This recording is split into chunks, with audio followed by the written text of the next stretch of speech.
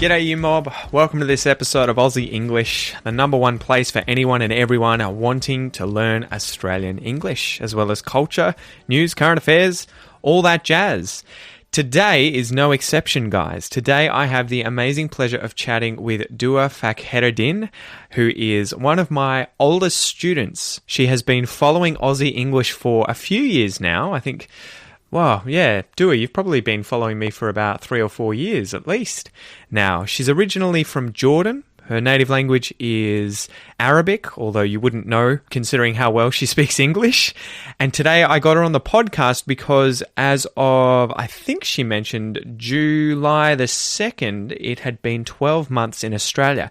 Now, if you want to check out the first podcast that I did with Dua, it is podcast 578, and that was after 3 months in the country. So it's going to be interesting to compare those two episodes and see the before and after, I guess, or the early stages and the after, once she was in Australia and enjoying life down under and adapting to life with her family. Anyway, without any further ado, guys, here is Dua Fakhereddin. Thank you so much, Dua, for coming on. It was a pleasure, and it was amazing to be able to hear about your story, getting used to life in Australia after 12 months. Let's do it.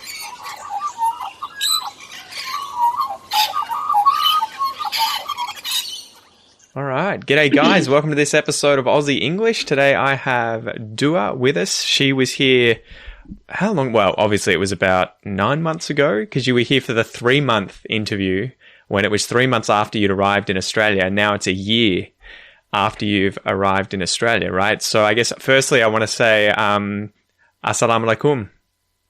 Wa alaikum salam. Hello, everybody. And I think I can say also marhaba, can I, in Jordanian? It's marhaba. Marhaba. Yeah, marhaba. Marhaba. That's hard. Yeah, you're learning new languages. I was looking into it today. I was like, I wonder how I can impress her. And the response is ahlan, right? Or aslan. Yeah, ahlan. Ahlan. Awesome. Yes. Different pronunciation, yeah. So welcome to the podcast. Good on you, Faith. You're doing well. I'm working on it. I don't get me wrong. I remember you've said in the past, you should try learning Arabic. And I'm like, that's putting life on hard mode because I know how different it is from English, right? So yeah, it is. Yeah, far out. So yeah, you've been in Australia for a year. How's it been? Long year. Well, it's been one of the years that are full of challenges, changes, new things everywhere, for all new of us. Experiences.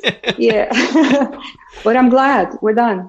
Yeah, on the morning of the 2nd of July, I woke up and I said, oh my God, it's been a year. Yeah. Oh my God. How many memories can I count in this year? Heaps of memories. So, first of all, I guess you should probably jog the listeners' memories and remind them where you're from and what it was like coming to Australia, reasons for coming to Australia in the process. Yeah, I come from Jordan. Jordan is in the Middle East. I'm an engineer, so I applied for a skilled immigrant visa, 189. It took me 2.5 years to prepare and get this visa granted. As an engineer, I had to pass through several stages. I started with Engineers Australia as kind of an assessment to my certificate in order to be able to work here in Australia. And I had to go through several English assessment tests. I was granted the visa on Valentine's Day, 2019. Yeah. The officer was too nice and he sent me I think she was a female. She sent me the visa on Valentine's Day. And within 5 months, we wrapped everything. We got all our papers and stuff ready and arrived in Melbourne in early July, same year. Far out. So it was winter and there was no pandemic at the time. No, everything was normal at that time.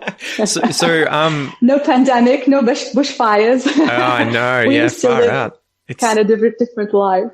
Yeah, you've definitely come at a good time, right? I guess at least you had a good 6 months before the as we can say informally, the shit hit the fan, right? Yeah. Far out. So what was your sort of initial impressions when you got to Australia? What did you think of the place, the language, everything like that? Well, to be honest, I prepared myself well on the accent and the language. I remember searching for learning Australian accent, and the first result was your website, Learn Aussie English, and I, and I even didn't know how to pronounce the word Aussie. I read it Aussie, but I knew it was related to Australia, and I started popping into your lessons and podcasts ever since then. And to be honest, it's one of the most helpful platforms to learn Australian English, to learn about the Australian culture, the differences between Australia and any other countries.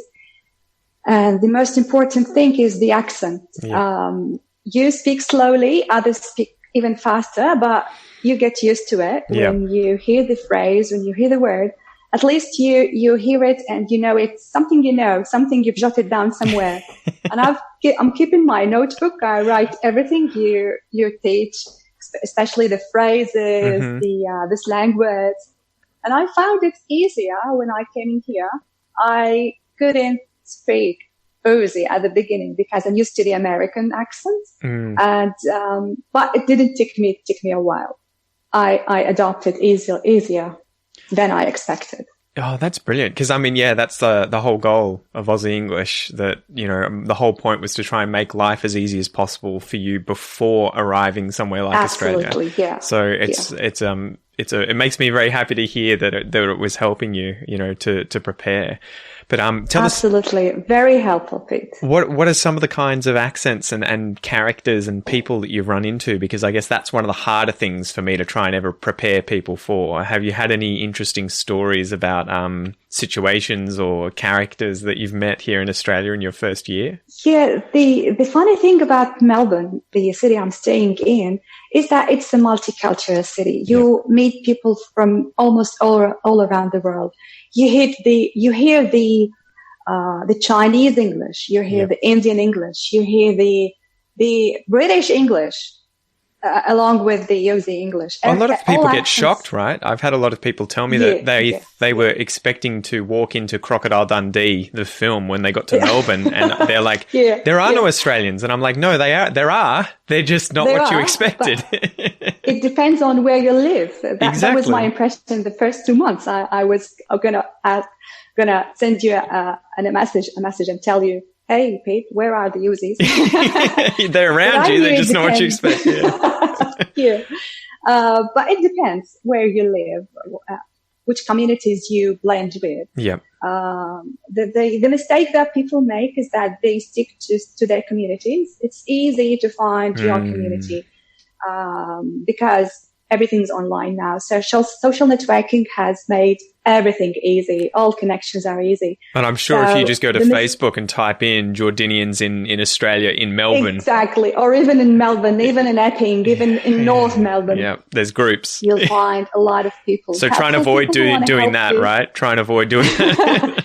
Yeah, the mistake is that some people really bound themselves with their communities.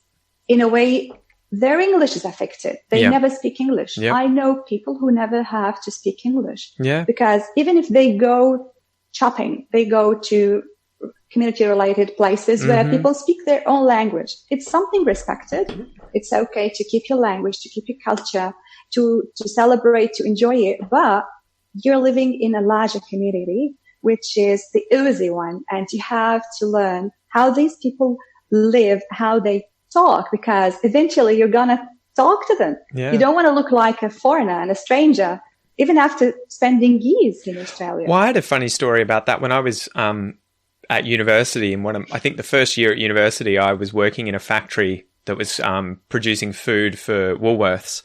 And there were loads of Vietnamese people who worked there because I think the factory was in a location where there were lots of Vietnamese people in that community. And they're really funny in terms of one of them gets a job and then all of a sudden all their friends and family have a job at the same place. I mean, it's the same with all communities, I imagine. But I remember I met my manager, who was a really funny guy, spoke broken English, but was, had a good sense of humor. I met his mum, who was working there, and she was 75 years old, didn't speak any English at all, couldn't even say hello. I know. And I've met a similar person. But she'd been here longer than I'd been alive. So she was more Yeah. Australian than I was, in the sense of she'd been here longer than I had existed, but because she was so, you know, in her community all the time, there's stores that are owned by Vietnamese people who speak both languages, so she just didn't even have to worry about it. So it feels like it's a gift and a curse, right? That you can kind of hide from ever having to learn English or use it, but at the same time,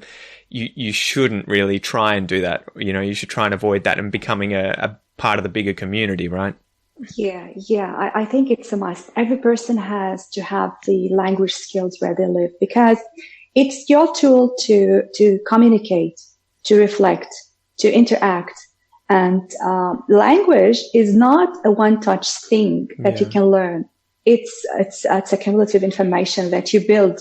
You have to start. You have to practice. You have to adapt to changes. You may learn words. You may know not how to pronounce them. You have to learn how to pronounce them. Everything is available now online. Even if you don't know how to pronounce a name, you can pop into YouTube and ask how this name is pronounced, and it's easily provided to you. So you don't have to embarrass yourself or the person you're speaking to by pronouncing their name mistakenly. So it's your way to open to others. So this openness requires improving your language skills. So I'm sure one of the biggest questions that listeners to this right now will be having is, how did you go getting to meet other Australians and sort of immersing yourself in the culture? What are the kinds of things that you did to avoid just staying in your own community? Melbourne is a very organized city where you get invited to a lot of events. Just don't say no. Go. Go, take your family, go to the celebrations. Remember the time before the COVID when we used to go to gatherings? You and might have events? to wait a few months at the moment because Melbourne's back in lockdown, but yeah. Those days look like tens of years ago, but let's hope life will get back to normal. Go out, interact with people. Even if you want to buy fries or chips, or if you want to buy a sandwich, go ahead, talk to people. Ask them about the prices. Ask them about the culture, the situation. Everybody's open here. Everybody wants to talk. Be curious, 100%. Once you start conversation, you can be selective. You can select the people who are close to you, your friends you want to interact with on a daily basis. If you're not in harmony or not in chemistry with certain people, just don't push yourself to the limit. But if you have neighbors, go and say good morning. How are you today? How do I use this tool? This thing is broken in my house. How do I fix it? Can you give me a hand?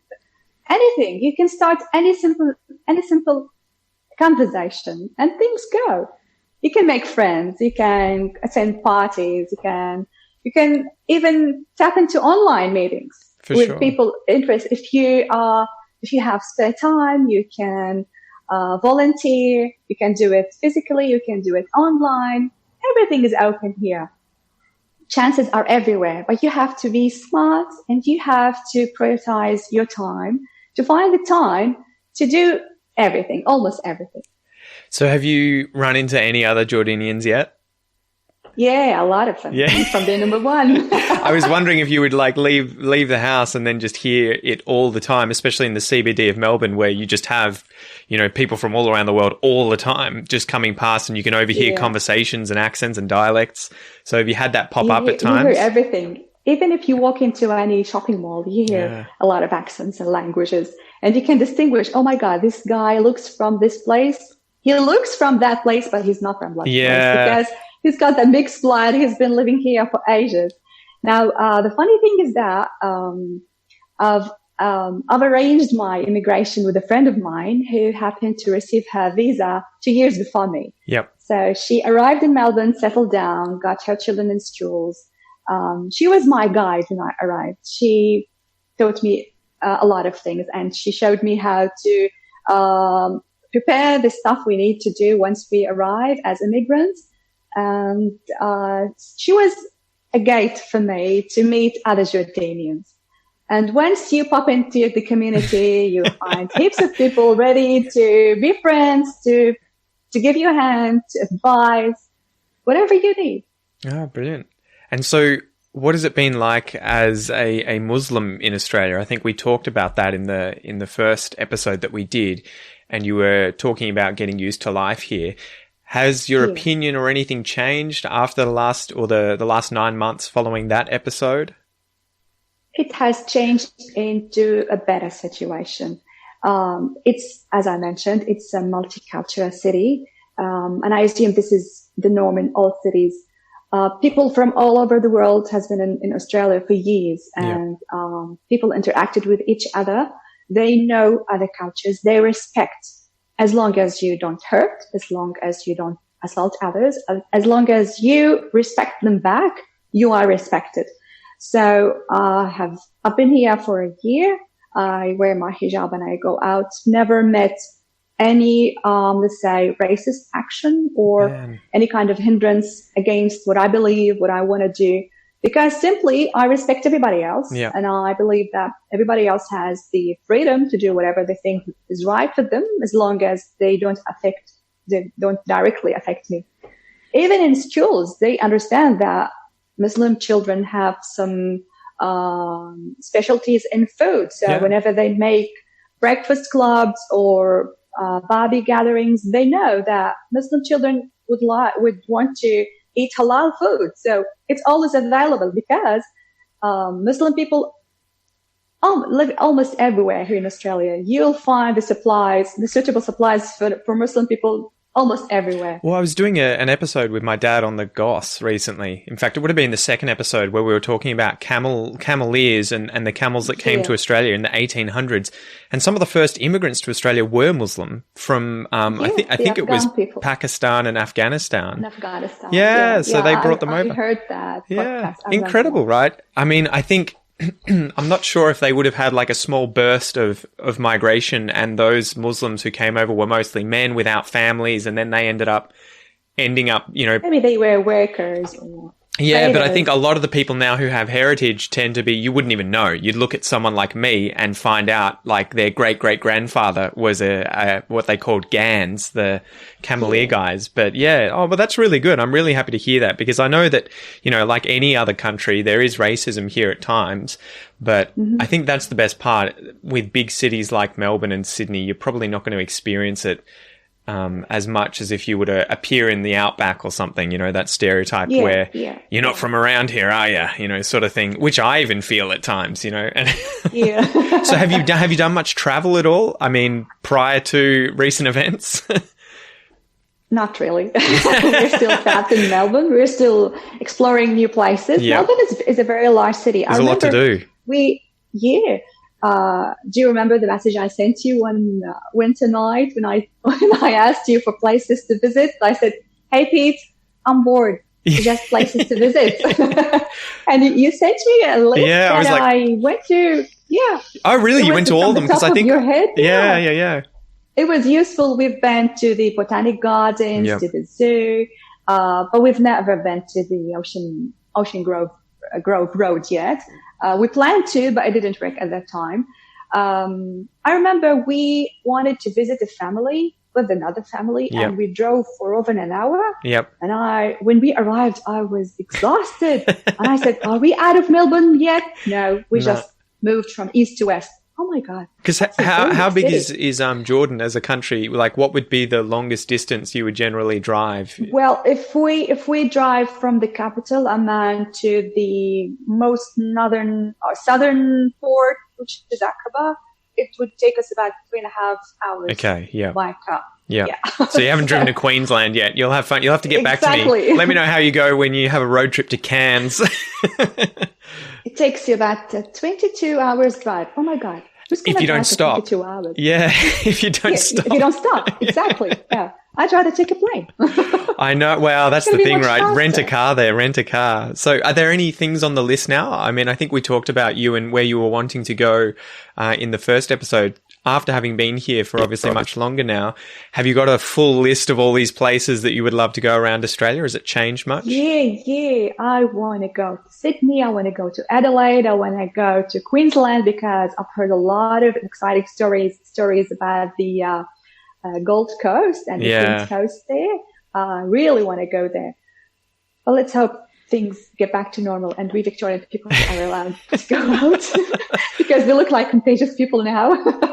Everybody want to be careful when interacting with us. Yeah, has it been too full on in wherever it is in Melbourne, the suburbs that you're in? Are you having to worry too much about it and going out? And not really, but we're close to the isolated places. They are only 10 minutes drive away. Yeah, it's pretty weird, isn't it? How the world has changed. Because now we know a lot of people, and our friends live in different places. We can't just go out, and it's winter time now. It's very cold outside. You can't go to an open park. If you'd like to have some time and hang in somebody's house, you would think about it twice or three times before even asking for it, because people want to be careful, which is something respected.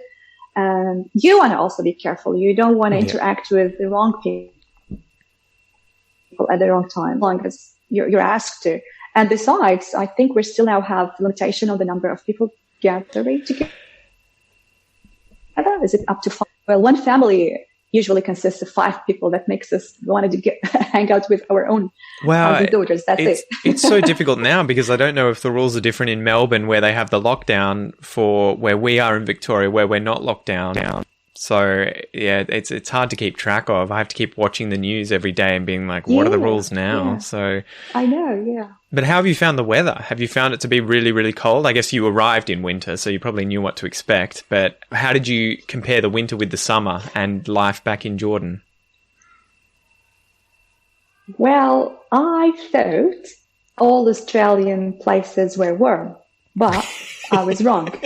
Melbourne is a very cold city compared to what I thought, because it really gets too cold in winter.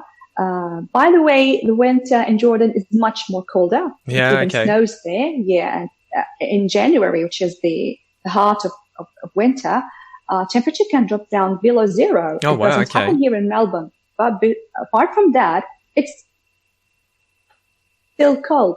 It's also the cloudy, the rainy weather you can have in summer. Mm-hmm. So I remember at the end of summer, I asked my friends, was that summer? They said, yeah.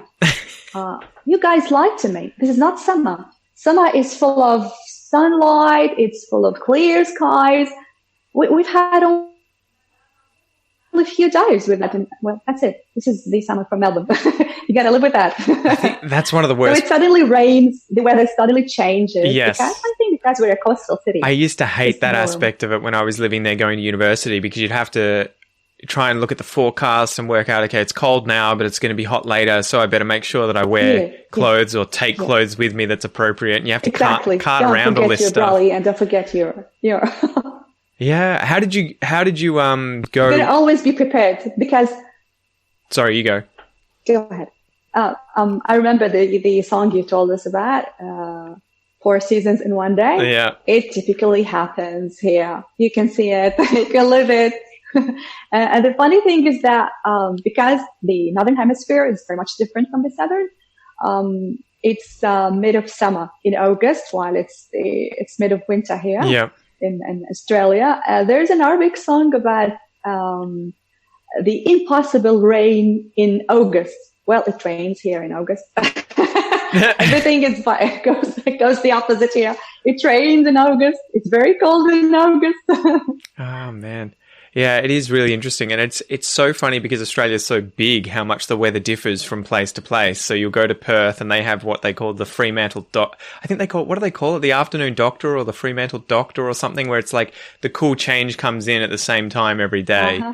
And then if you go, to the north of Australia, somewhere like Darwin, it rains all the time during the wet season in the afternoon, and then during the dry season, not at all. So it is pretty bizarre. And it's always hot in Darwin. I've met a nurse who used to live in Darwin. She said it's always 42 in summer. And I was like, sounds interesting. The worst part about that, I think, would be the humidity, right? Because dry heat, like in a desert or something, is one thing, but then having humid heat where it's so much more in your face and you're sweating way more is just... Exactly, yeah. That's right.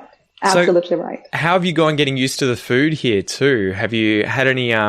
interesting exchanges with Vegemite or, going to a barbecue and trying a snag or any of those sorts of things? Well, to be honest, Pete, the food here is very delicious. The products, the meat, the veggies, everything is very delicious. I'm fond of food.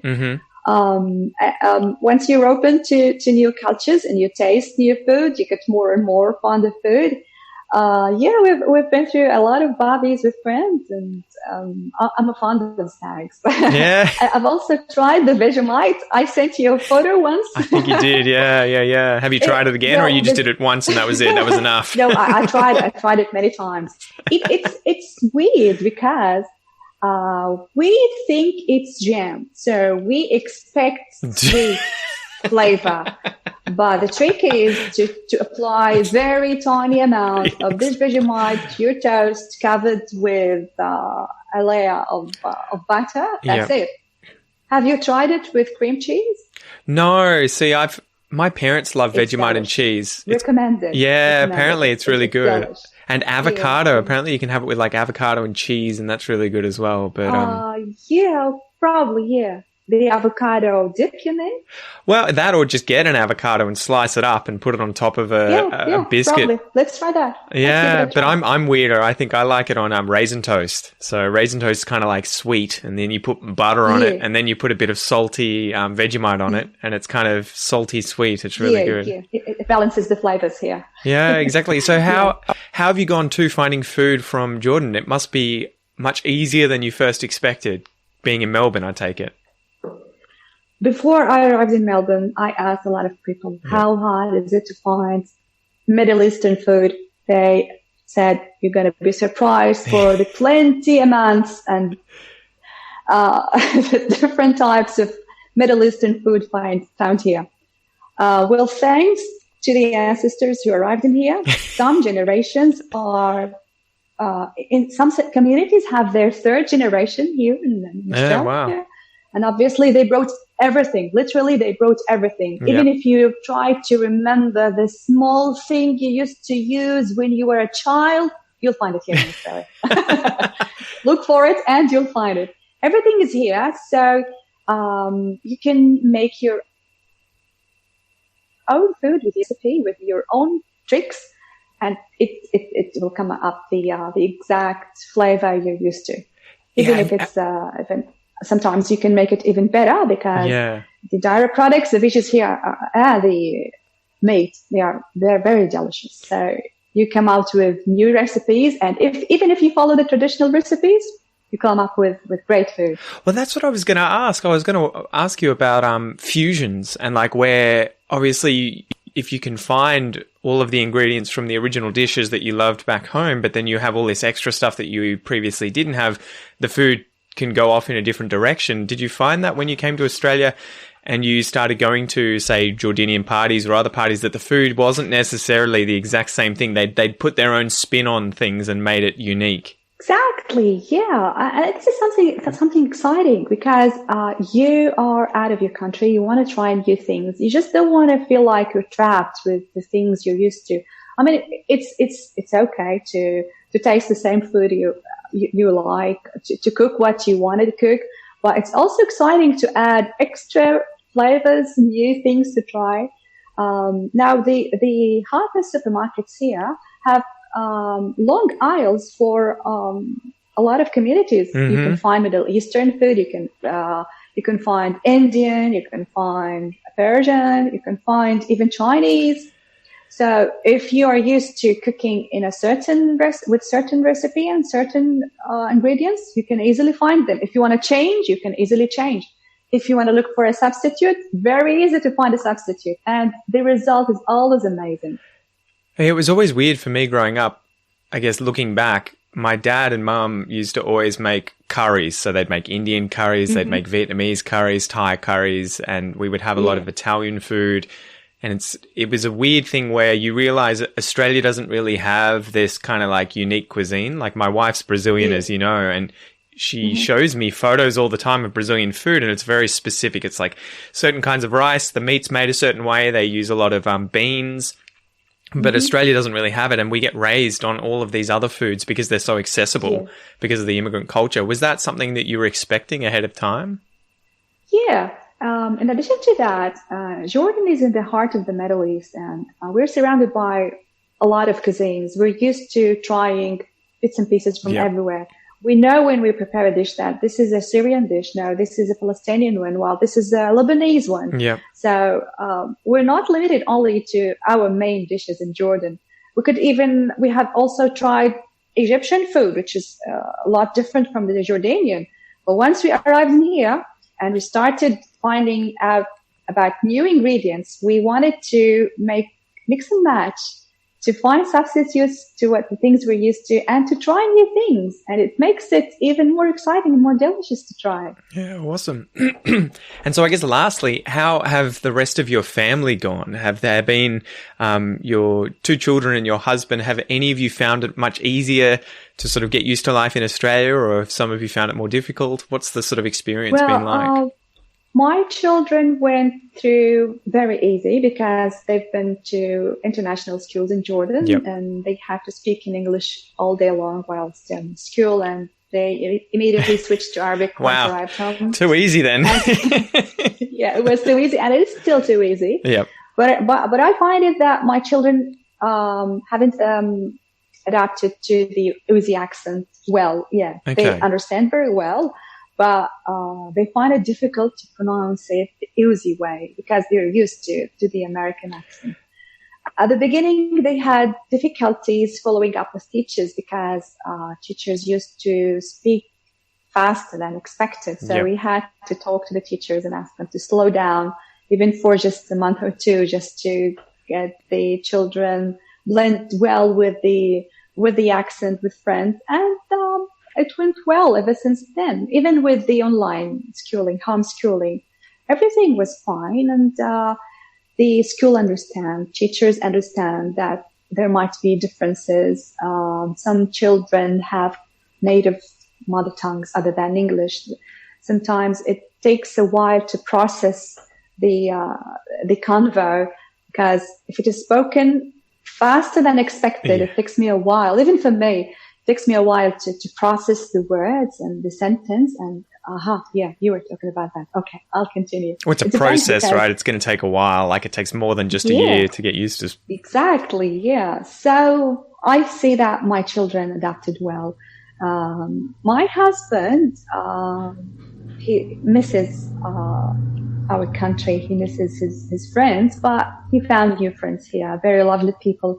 And he actually found a job in his same career. Oh, brilliant. Now he's a news anchor in SBS in the Arabic Wow. section. He's doing very well. Man, tell him congratulations. That's brilliant. He goes live basis. Thank you. Far Thank you. out. And so it broke the ice for him. He commutes back and forth to work every day, either by the transportation or by his own car. So once you move around, you talk to people, you make money, which is the important thing. You feel like productive. You feel like part of the community. You feel belonging to the place. Wow. And so how have you gone with bilingualism and trying to conserve, obviously, Arabic at home? Because, you know, obviously that's really important for your kids not to lose. Has that been easier than expected? Has it been difficult, or has it been exactly as expected? And have you been following certain methods to try and maintain it? As I told you, because my children were born in Jordan and Arabic is our first language, Arabic is much more difficult and it requires strength in pronunciation, Yep. even much more stronger than English. So it's a norm for Arab children to learn Arabic before English. Okay. But once these skills are acquired, children can go bilingual, and this happens with millions of Arab children. The challenge is with the children who grow up in English-speaking countries where Yep. they acquire the English language skills before Arabic. It makes them quite difficult to continue speaking Arabic. So you find them switch to English whenever they can, because it's much easier for them. Because my children are old children. I mean, I have 17 and 10. Yep. We've passed the childhood there with our Arab community. Now we're blending with an English-speaking community. Switching between the two languages is easy for me. But if somebody comes in and want to maintain the Arabic language skills, has to work hard on this, has to put rules that whenever family talk, they talk in Arabic. Yeah. You don't reply in English, even if it takes you, if it makes you under challenge or makes you feel stressed, try talk in Arabic, express yourself, use all the vocabulary you know, just express yourself, because if children convert to English, getting back to Arabic is very difficult. I can imagine it becomes... So we've maintained the norm. Yeah, you have to have them. They must be competing with one another, right? And you just have to make sure that they're both being used and that one doesn't completely take over, right? Exactly, yeah. Especially with children at a younger age, they find it much easier to think out loud and to express themselves in English. So whatever second language parents have, they have to put rules for the children. Like, if I'm talking to you in my language, you reply to me with my language. Don't switch to any other. Yeah. A child can adapt easily. They learn fast. But the thing is to consistently follow this rule. Never let go. Because once you let go, the language is gone. Well, that's like everything, right? With raising children. Even with Noah, he's only turned 13 months today, but even with him, I know, like, you can't just always be like, oh, okay, he wants to eat on the floor today. He doesn't want to eat in his chair. And it's like, no, he needs to sit in his damn chair and he needs to eat his food there. Because that's where he'll always follow the simple and the easiest way to do things. Yeah. And they don't necessarily... I mean, you feel it, at least with the younger ones, they don't necessarily care about doing the other thing. They just want to see if you'll let them. They want to control what's happening. And exactly, yeah. They want to catch the chance. Exactly. Far out. Well, Dua, thank you so much for coming on. Do you have anything, advice-wise for anyone who might be in Jordan or elsewhere in the world before coming to Australia? What can they do right now to sort of, prepare? First, register with Pate. Register to his podcast. You're too kind. Because it's very useful. Oh, thank you. It's very useful. Learn everything you can about the Australian culture, the Aussie people. Never say no for new chances. Always be brave. Always have the courage to move forward. Even if it is taking you out from your comfort zone, you've made the decision to immigrate and move from one place to another, you have to understand that there would be consequences, positive or negative. You have to be patient. You have to make a plan. If you want to make money, you have to be patient. You're not going to find a job with your certificate or with whatever skills you have immediately. It's going to take time. So you have to be open to other chances. If you are offered a job or a part-time job in a career very much different than yours, don't say no. Yeah. Be open to learning new skills. There will be challenges. There will be a lot of difficulties. Be patient. People here are willing to help. Everybody welcomes the help and advice. Look for the true people in your life, like making new friends, open to other communities, to other cultures. You'll find it easy. Don't just be an introvert. Convert yourself an extrovert, and life would open to you.